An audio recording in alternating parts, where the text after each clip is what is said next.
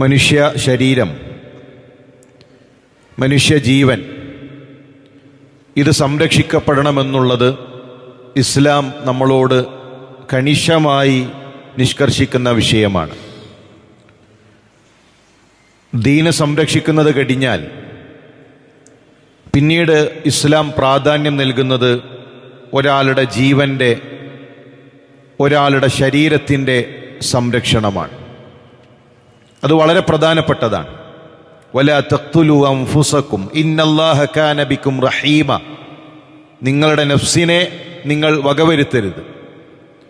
നമ്മുടെ ശരീരത്തെ ബാധിക്കുന്ന, ജീവനെ ബാധിക്കുന്ന അത്തരം വിഷയങ്ങൾ ശ്രദ്ധിക്കണം എന്നതാണ് ഇസ്ലാം നമ്മളോട് ആവശ്യപ്പെടുന്നത്. ശരീരം സംരക്ഷിക്കുന്നതിൻ്റെ ഭാഗമാണ് രോഗമുണ്ടായിക്കഴിഞ്ഞാൽ ചികിത്സിക്കുക എന്നുള്ളത്.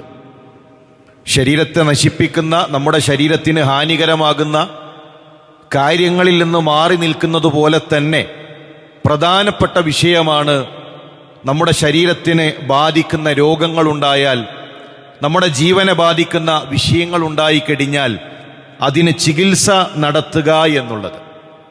രോഗങ്ങളുണ്ടായാൽ ചികിത്സിക്കണം എന്നാണ് ഇസ്ലാം നമ്മളോട് ആവശ്യപ്പെടുന്നത്. ചികിത്സ വേണ്ട എന്നത് ജഹാലത്താണ്. റസൂലുള്ളാഹി സ്വല്ലല്ലാഹു അലൈഹി വസല്ലം തങ്ങൾ പറഞ്ഞു, യാ ഇബാദല്ലാഹ് തദാവൗ, അള്ളാഹുവിൻ്റെ അടിമകളെ നിങ്ങൾ ചികിത്സിക്കുക. ഇപ്പൊ രോഗങ്ങളുണ്ടാകും, രോഗമെന്ന ഒരു സംഗതി തന്നെ ഇല്ല എന്ന പ്രചരണം ശരിയല്ല. രോഗങ്ങളുണ്ട്, രോഗത്തിന് ചികിത്സയുമുണ്ട്. ഫഇന്നല്ലാഹ സുബ്ഹാനഹു ലം യളഅ ദാഅൻ ഇല്ലാ വളഅ മഅഹു ശിഫാഅൻ ഇല്ലൽ ഹറം. അല്ലാഹു ഇവിടെ രോഗങ്ങൾ നിശ്ചയിച്ചിട്ടുണ്ട്. ആ രോഗങ്ങൾക്ക് ശിഫയും ഇവിടെയുണ്ട്. ഒരിക്കലും ആ ശിഫയെ, രോഗങ്ങൾക്കുള്ള പരിഹാരങ്ങളെ തടഞ്ഞു വെക്കുന്ന രീതി ശരിയല്ല. അപ്പോൾ ഇസ്ലാം പറയുന്നത് ചികിത്സിക്കാനാണ്, ചികിത്സ നടത്തണം. ചികിത്സയുമായി ബന്ധപ്പെട്ടുകൊണ്ട് ഒരുപാട് അന്ധവിശ്വാസങ്ങൾ, ചില അബദ്ധമായ ധാരണകൾ ഇന്ന് നിലനിൽക്കുന്നുണ്ട്. അതിലേറ്റവും ഗൗരവമുള്ളൊരു വിഷയമാണ് പല ആളുകളും ചികിത്സ അറിയാത്ത മുറിവൈദ്യന്മാരുടെ അരികിലേക്കാണ് കടന്നു ചെല്ലുന്നത്. മുറിവൈദ്യന്മാരാണ് ചികിത്സകരായി കടന്നു വരുന്നത്. ആ വിഷയത്തിൽ അറിവില്ലാത്ത, ചികിത്സയുമായി ബന്ധപ്പെട്ട് പഠിക്കാത്ത, മനുഷ്യ ശരീരങ്ങളെക്കുറിച്ചറിയാത്ത, രോഗങ്ങളെക്കുറിച്ചറിയാത്ത അത്തരം മുറിവൈദ്യന്മാർ ചികിത്സകരായി കടന്നു വരികയും അവരുടെ അരികിലേക്ക് ആളുകൾ ചെല്ലുകയും ചെയ്യുന്ന സാഹചര്യമുണ്ട്. റസൂലുള്ളാഹി സ്വല്ലല്ലാഹു അലൈഹി വസല്ലം തങ്ങൾ പഠിപ്പിച്ചു, മൻ തതബ്ബബ വലാ യുഅലമു മിൻഹു തിബ്. ചികിത്സയറിയാത്ത ഒരാളുടെ അരികിൽ ചെന്ന് അയാൾ ചികിത്സ നിർവഹിക്കുകയാണെങ്കിൽ, ചികിത്സയുടെ വിഷയം തിബ്ബറിയാത്ത, അത് പഠിക്കാത്ത ഒരു വ്യക്തി അവൻ ചികിത്സ നടത്തുന്നു, അതിലൂടെ വല്ല അപകടവും സംഭവിച്ചു കഴിഞ്ഞാൽ ഫഹുവ ളാമിനുൻ, ഒരു ജീവൻ നഷ്ടപ്പെട്ടു കഴിഞ്ഞാൽ അതിനുള്ള പ്രതിക്രിയ, അതിനുള്ള നഷ്ടപരിഹാരം ആ ചികിത്സ നിർവഹിച്ചവൻ നൽകേണ്ടി വരും. എന്തെങ്കിലും അപകടമുണ്ടായി കഴിഞ്ഞാൽ ചികിത്സയെക്കുറിച്ചറിയാതെ ആ ചികിത്സ നടത്തിയ വ്യക്തി അതിന് പരിഹാരം നൽകണം, അതിന് നഷ്ടപരിഹാരം നൽകണം. അപ്പൊ ചികിത്സ അറിയാതെ ചികിത്സിക്കാൻ നിൽക്കരുത്. ഇന്ന് പലപ്പോഴും ഒരു 3 മാസത്തെ കോഴ്സ് കഴിഞ്ഞ്, 6 മാസത്തെ കോഴ്സ് കഴിഞ്ഞ് അവർ ഡോക്ടർമാരായി സമൂഹത്തിലേക്ക് വരികയാണ്. അവരാണ് ചികിത്സ നടത്തുന്നത്. മരുന്നുകളെക്കുറിച്ചറിയില്ല, മനുഷ്യ ശരീരത്തെക്കുറിച്ചറിയില്ല, പ്രത്യേകിച്ച് അങ്ങനെയുള്ള വിഷയങ്ങളിലൊന്നും അറിവില്ലാതെ അവർ സമൂഹത്തിൽ പറഞ്ഞുകൊണ്ടിരിക്കുകയാണ് രോഗങ്ങളില്ല, ഷുഗർ എന്നൊരു സംവിധാനം തന്നെ ഇല്ല, മരുന്നുകൾ കഴിക്കേണ്ടതില്ല, മരുന്ന് കഴിച്ചു കഴിഞ്ഞാൽ നിങ്ങളുടെ കിഡ്നി പോകും, നിങ്ങളുടെ ഹൃദയം പോകും, അതുപോകും എന്ന് പറഞ്ഞ് സമൂഹത്തിൽ പ്രചരിച്ചുകൊണ്ടേയിരിക്കുന്നു. എന്നാൽ എന്താണ് മരുന്നുകൾ, എങ്ങനെയാണത് ഉണ്ടായി വരുന്നത്, അത്തരം വിഷയങ്ങളെക്കുറിച്ച് ഒന്നും അറിയാത്ത ആളുകൾ അവരാണ് പറഞ്ഞുകൊണ്ടിരിക്കുന്നത്.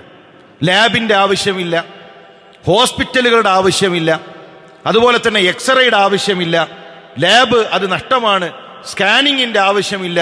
ഇതെല്ലാം ഒരു പ്രചരണമായി കൊണ്ട് നടത്തിക്കൊണ്ടിരിക്കുകയാണ്. നമ്മൾ മനസ്സിലാക്കേണ്ടത്, ആരെങ്കിലും അങ്ങനെ അത്തരത്തിൽ ആ വിഷയത്തിൽ അറിവില്ലാതെ, ആ വിഷയത്തിൽ പഠിക്കാതെ സംസാരിക്കുന്ന രീതി ശരിയല്ല. പലപ്പോഴും വാട്സപ്പ് യൂണിവേഴ്സിറ്റികളിൽ നിന്ന് കിട്ടുന്നതാണ് ആളുകൾ മരുന്നായി കാണുന്നത്. വാട്സപ്പിലൂടെ വരുന്ന മെസ്സേജുകൾ, അതിനനുസരിച്ചുകൊണ്ടാണ് അത് വായിച്ചുകൊണ്ട് ചികിത്സ പറയുന്ന രൂപത്തിലേക്ക് ആളുകൾ മാറുന്നു. അതുപോലെ തന്നെ പ്രധാനപ്പെട്ടതാണ് ഹറാമുകൾ കൊണ്ട് ചികിത്സിക്കരുത്. ഹറാമിൽ അല്ലാഹു ശമനം വെച്ചിട്ടില്ല. ഹറാമിലൂടെയുള്ള ചികിത്സാ രീതി ഇസ്ലാം അനുവദിക്കുന്നുമില്ല. അതുപോലെ തന്നെ ശിർക്കൻ ചികിത്സകൾ ഇസ്ലാം ശക്തമായി കൊണ്ട് തീർക്കുന്നു. ഒരു കാരണവശാലും ഏതെങ്കിലും ഷിർക്കിന്റെ ചികിത്സാ രീതികളിലേക്ക് പോകുന്നത് ശരിയല്ല. പലപ്പോഴും ഇന്ന് ഒരു രോഗം വന്നു കഴിഞ്ഞാൽ ചരട് കെട്ടുന്ന, ഏലസ് കെട്ടുന്ന, തകിട് കെട്ടുന്ന, ഉസ്താദിന്റെ അരികിൽ ചെന്ന് വെള്ളത്തിൽ ഊതി മന്ത്രിച്ച് ആ വെള്ളം കുടിക്കുന്ന അത്തരം അവസ്ഥയിലേക്ക് പോകുന്നു. റസൂലുള്ളാഹി സ്വല്ലല്ലാഹു അലൈഹി വസല്ലം തങ്ങൾ പറഞ്ഞു, മൻ അല്ലഖ തമീമ ഫഖദ് അശ്റക. ആരെങ്കിലും ഏലസ് കെട്ടിക്കഴിഞ്ഞാൽ അവൻ ശിർക്ക് ചെയ്തു. ഏലസ് കെട്ടിയാൽ അതൊരു ചികിത്സയായി ഇസ്ലാം പഠിപ്പിച്ചിട്ടില്ല. ഒരു ചരട് കൊണ്ട്, ഒരു ഏലസ് കൊണ്ട് രോഗത്തെ തടുക്കാൻ കഴിയുമെന്ന് വിശ്വസിച്ചാൽ അത് ശിർക്കാണ്. പ്രവാചകന്റെ അരികിലേക്ക് 10 പേര് കടന്നു വരികയാണ്. 9 പേർക്ക് റസൂലുള്ളാഹി സ്വല്ലല്ലാഹു അലൈഹി വസല്ലം തങ്ങൾ ബൈഅത്ത് ചെയ്തു. ഒരു വ്യക്തിയെ മാറ്റി നിർത്തി. സ്വഹാബത്ത് ചോദിച്ചു, അല്ലാഹുവിന്റെ റസൂലേ, 9 പേർക്ക് ബൈഅത്ത് ചെയ്തല്ലോ, എന്തിനാണ് ആ വ്യക്തിയെ മാറ്റി നിർത്തിയത് എന്ന് ചോദിക്കുമ്പോൾ റസൂലുള്ളാഹിയുടെ മറുപടി, അവന്റെ ശരീരത്തിൽ തമീമത്തുണ്ട്, അവന്റെ ശരീരത്തിൽ ഏലസുണ്ട്. അല്ലാഹുവിന്റെ റസൂലുള്ളാഹിയുടെ കൈകൾ കൊണ്ട് ആ ചരട് പൊട്ടിച്ചു വലിച്ചെറിഞ്ഞു. പ്രിയമുള്ളവരെ, നമുക്കൊരു രോഗമുണ്ടായാൽ, നമ്മുടെ മക്കൾക്കൊരു രോഗമുണ്ടായാൽ ഏതെങ്കിലും ചരട് കൊണ്ടോ ഏതെങ്കിലും ഏലസ് കൊണ്ടോ അങ്ങനെയുള്ള ഏതെങ്കിലും ശിർക്കിന്റെ ചടങ്ങുകൾ കൊണ്ട് അതിൽ ശമനം കണ്ടെത്താൻ കഴിയും എന്ന വിശ്വാസം അത് ശിർക്കാണ്. പ്രസവ സമയത്ത് അതുപോലെ ധാരാളം ശിർക്കൻ ആചാരങ്ങൾ നമ്മുടെ നാട്ടിൽ നമുക്ക് കാണാൻ കഴിയും. ഹോസ്പിറ്റലിൽ പോയി കഴിഞ്ഞാൽ അവിടെ മന്ത്രിച്ചു കൊണ്ടുള്ള വെള്ളം കൊണ്ടുവരുന്നു, ഉസ്താദ് ഊതിയ ചരട് കൊണ്ടുവരുന്നു. ചില ആളുകൾ നഫീസത്തുമാല, നഫീസത്തുൽ മിസ്രിയയുടെ നഫീസത്തുമാല പാടിക്കൊണ്ടേയിരിക്കുകയാണ്. മുസ്ലിം സമൂഹത്തിന്റെ വിശ്വാസം 120 ബൈത്തുകളുള്ള ആ നഫീസത്തുമാല അത് പാടുകയാണ് എങ്കിൽ അത് പാടിത്തീരുന്നതിന് മുമ്പ് പ്രസവം നടക്കുമെന്നാണ്. അവിടെ പാടിക്കൊണ്ടിരിക്കുന്നത് വഹസ്സിൽ മുറാദന വഖ്ലി ഹാജാതന ബിഹഖി സയ്യിദത്തിന നഫീസത്തുൽ മിസ്രിയ എന്ന അവരുടെ പേര് വെച്ചുകൊണ്ട് അവരെ പറ്റിയുള്ള മുസ്ലിം സമൂഹത്തിന്റെ വിശ്വാസം എന്താണ്? ലോകം മുഴുവൻ അവരുടെ കൈകളിലാണ് എന്നാണ്. അവരാണ് ലോകം മുഴുവൻ നിയന്ത്രിക്കുന്നത് എന്നാണ്. എന്നിട്ട് അവരുടെ ബൈത്ത് പാടിക്കൊണ്ട് അവരോട് അവരുടെ ഹക്ക് ബറക്കത്തുകൾ ചോദിച്ചുകൊണ്ട് പ്രസവത്തിന്റെ എളുപ്പത്തിന് വേണ്ടി നഫീസത്തുമാല പാടുന്ന സാഹചര്യങ്ങൾ കാണാൻ കഴിയും. പ്രിയമുള്ളവരെ, ഇതൊന്നും ഇസ്ലാം പഠിപ്പിച്ചതല്ല.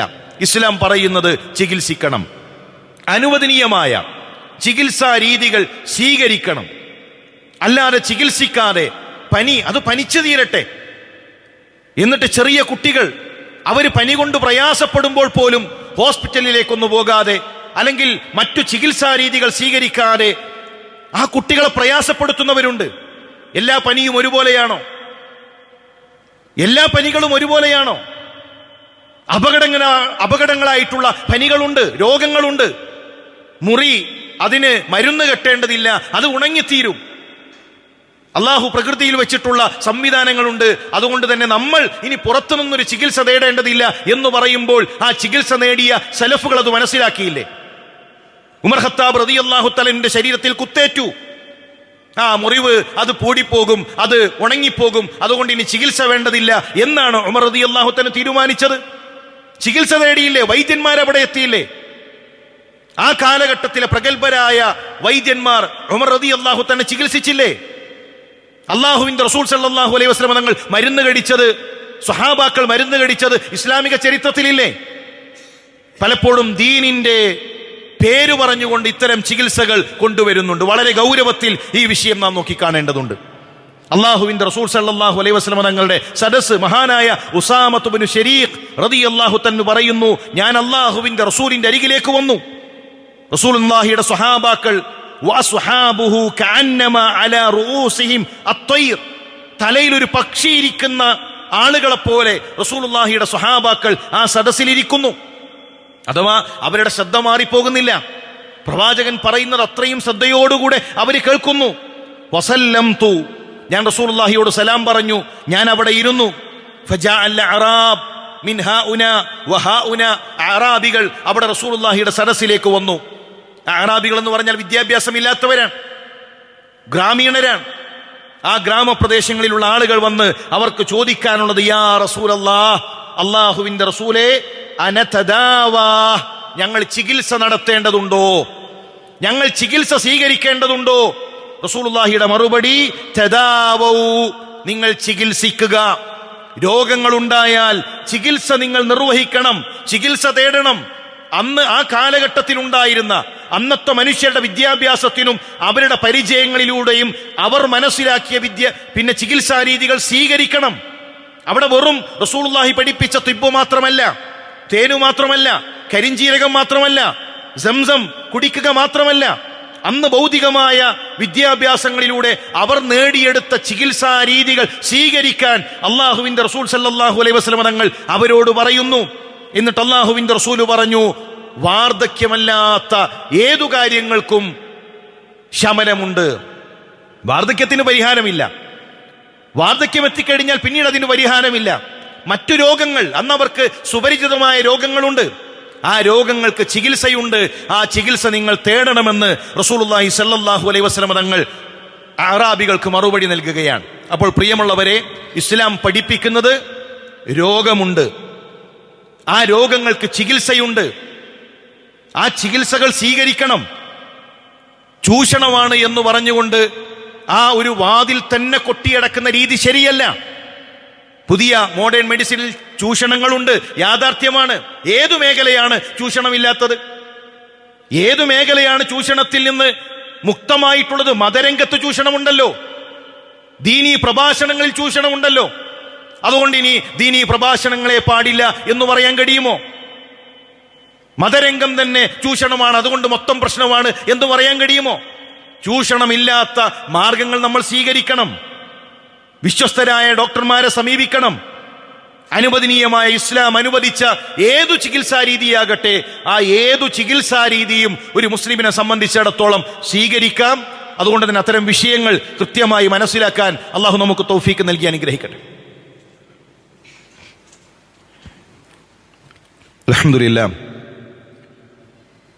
അൽഹംദുലില്ലാഹി റബ്ബിൽ ആലമീൻ വസ്സലാത്തു വസ്സലാമു അലാ റസൂലില്ലാഹ് വഅലാ ആലിഹി വസഹ്ബിഹി അജ്മഈൻ, അമ്മാ ബഅദ്. അള്ളാഹുവിനെ സൂക്ഷിച്ച് അവനെ വഴിപ്പെട്ട് ജീവിക്കണമെന്ന് ഉണർത്തുകയാണ്, വസിയത്ത് ചെയ്യുകയാണ്. ഇതുമായി ബന്ധപ്പെട്ട് മനസ്സിലാക്കേണ്ട മറ്റൊരു വിഷയമാണ്, ഇന്ന് പ്രസവം അത് വീട്ടിൽ വെച്ചാക്കണം എന്നത് ഒരു ആദർശമായി പ്രചരിപ്പിച്ചുകൊണ്ടിരിക്കുന്നുണ്ട്. ഹോസ്പിറ്റലിൽ നിന്ന് പ്രസവിക്കുന്നത് അതെന്തോ ഒരു മോശം, അവര് ചൂഷണത്തിന്റെ വക്താക്കളാണ്, അവരൊക്കെ ചൂഷണം ചെയ്യപ്പെട്ടവരാണ്. ശരിയായൊരു രീതി എന്നുള്ളത് വീട്ടിൽ വെച്ചുകൊണ്ട് പ്രസവിക്കുക എന്നതാണ് എന്ന രൂപത്തിൽ പ്രചാരണങ്ങൾ നടന്നുകൊണ്ടിരിക്കുന്നു. ചില ആളുകളെങ്കിലും അതാണ് ശരി എന്ന രൂപത്തിൽ മനസ്സിലാക്കിക്കൊണ്ടിരിക്കുന്നു. ഇതിന് പറയുന്ന ന്യായങ്ങൾ, മുമ്പ് വീട്ടിലല്ലായിരുന്നല്ലോ പ്രസവം, ഇപ്പോഴല്ലേ ഹോസ്പിറ്റൽ വന്നത്. മുമ്പ് എല്ലാവരും വീട്ടിൽ നിന്നല്ലേ പ്രസവിച്ചത്. അന്ന് എല്ലാവരും വന്ന് പ്രസവം എടുക്കുന്ന ഒരു രീതിയായിരുന്നു. ഓരോ വീട്ടിലും ആ വീട്ടുകാരായിരുന്നു പ്രസവം എടുത്തിരുന്നത്. അല്ല, ആ കാലഘട്ടത്തിൽ തന്നെ ആ വിഷയത്തിൽ കഴിവുള്ളവർ, ഒരു നാട്ടിൽ ആ വിഷയത്തിൽ അറിവുള്ള ഒരു സ്ത്രീ ഉണ്ടായിരിക്കും, അല്ലെങ്കിൽ ആ വിഷയത്തിൽ പരിചയസമ്പത്തുള്ള, ഒരുപാട് പ്രസവങ്ങൾ എടുത്ത പരിചയമുള്ള ആളുകളുണ്ട്. അന്ന് ഹോസ്പിറ്റൽ സൗകര്യങ്ങൾ കുറവാണ്, സംവിധാനങ്ങൾ നമുക്ക് കുറവാണ്. ആ കാലഘട്ടത്തിൽ തന്നെ അതിന് കഴിവുള്ള, ആ വിഷയത്തിൽ പരിചയമുള്ള ആളുകളാണ് അതിന് മുന്നോട്ട് വന്നിരുന്നത്. അല്ലാതെ എല്ലാവരും ഇനി അവനവന്റെ വീട്ടിൽ, നമ്മുടെ വീട്ടിൽ തന്നെ നമ്മൾ പ്രസവം എടുക്കുക എന്ന ഒരു പ്രചാരണ രീതി ശരിയല്ല. രണ്ടാമത്തൊരു ന്യായം എന്നുള്ളത്, അപ്പോൾ ഹോസ്പിറ്റലിലും മരണങ്ങൾ നടക്കുന്നുണ്ടല്ലോ പ്രസവത്തിൽ. ഇതാ ഒരു ഡോക്ടർ പ്രസവത്തിൽ മരണപ്പെട്ടു, ഇന്ന അറിയപ്പെട്ട ഹോസ്പിറ്റലിൽ പ്രസവ സമയത്ത് ഇത്ര മരണങ്ങൾ നടന്നിട്ടുണ്ട്. അപ്പൊ രണ്ടും ഒരുപോലെയല്ലേ?